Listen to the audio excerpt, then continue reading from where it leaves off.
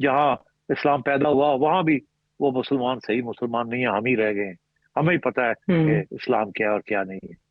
हाँ, तो हम्म। अब अगर ऐसी सूरत हाल है तो मुझे आप बताएं कि ये हर नौजवान को जब आप पूछते हैं कि आप रहना चाहेंगे इस मुल्क में या बाहर जाना चाहेंगे, तो हम्म। 9-10 में से बच्चे जो है कहते हैं हम बाहर जाना चाहेंगे। कोई कनाडा जाना चाह रहा है, कोई ऑस्ट्रेलिया जाना चाह रहा है, कोई यूके जाना चाह रहा है, कोई टर्की, अब टर्की भी जाना शुरू कर दिया लोगों ने, कि हम टर्की चलते हैं।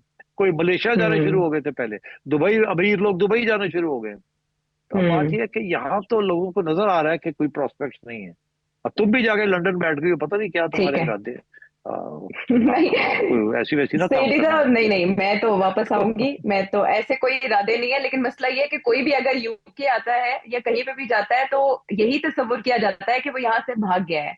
लेकिन ये जरूरी नहीं है। और आपने कहा कि सब यहाँ यहाँ यहाँ जा रहे हैं, आपने बांग्लादेश को मिस कर दिया। आपको पता है एक अरसे में जब बिजली के हवाले से ऐसी सिचुएशन थी कि बिजली मिलती ही नहीं थी सनतों को, तो बड़ी तादाद में जो सनतकार हैं वो बांग्लादेश शिफ्ट हो गए थे। ये अभी माजी करीब की बात है। और जब बांग्लादेश का तस्करा आया है तो बांग्लादेश के हालात आजकल बड़े काबिले गौर हैं। और ये कहा जा रहा है कि पाकिस्तान को सीखना होगा सबक बांग्लादेश के हालात से। फिर तब ये बात क्यों की जा रही है? ये बड़ी इंपॉर्टेंट बात की है आपने। अच्छा किया आपने बांग्लादेश का हवाला दे दिया। इससे पहले जब डिफॉल्ट की बात हो रही थी तो श्रीलंका याद आ गया था हमें। तो वहां भी राइट शुरू हो गए थे हम्म। और आईएमएफ का मसला बन गया था। उनके पास टूरिज्म आनी बंद हो गई थी और दहशतगर्दी शुरू हो गई थी और दुकानें खाली हो गई थी। हाँ, मगर उन्होंने काबू पा लिया उसके ऊपर, आईएमएफ ने हेल्प की उनकी। उन्होंने काबू पा लिया उसको, मगर वहां भी गवर्नमेंट उड़ गई थी। अब आई बांग्लादेश। बांग्लादेश तो एक सक्सेस स्टोरी। वो कहते हैं कि खालदा जिया की हुकूमत हो या हसीना वाजिद की हुकूमत हो, कोई फर्क नहीं पड़ता।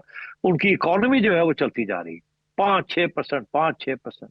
उनकी रिजर्व्स बढ़ती जा रही हैं। उनकी एक्सपोर्ट्स जो हैं वो, कॉटन वो उगाते नहीं है, हमसे लेते हैं और दुनिया से लेके, और वो उसके अंदर वैल्यू ऐड करके it's become one of the biggest garment industries of the world.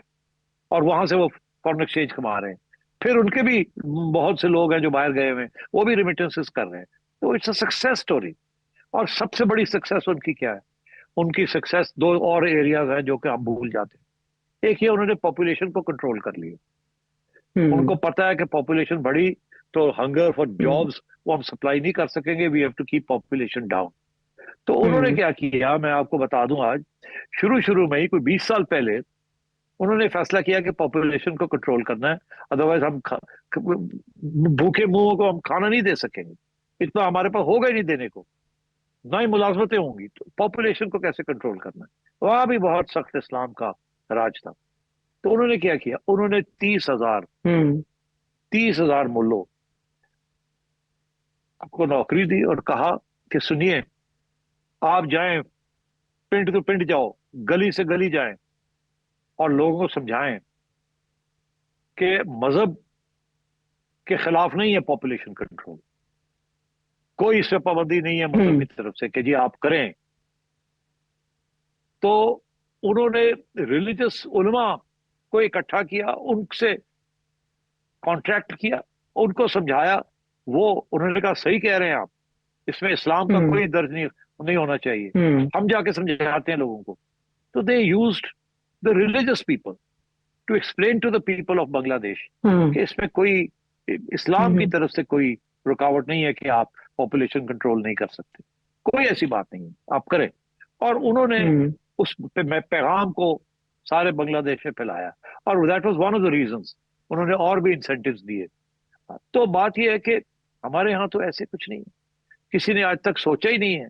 हम्म। हमारे उलमा हजरात जो हैं वो अगर हमारा साथ दें तो बहुत कुछ हो सकता है, आवाम को समझाया जा सकता है कि पॉपुलेशन कंट्रोल करना जरूरी है। और यहाँ तो हालात ये हैं कि आप एक इश्तेहार नहीं दे सकते जिसमें आप कहें फैमिली प्लानिंग।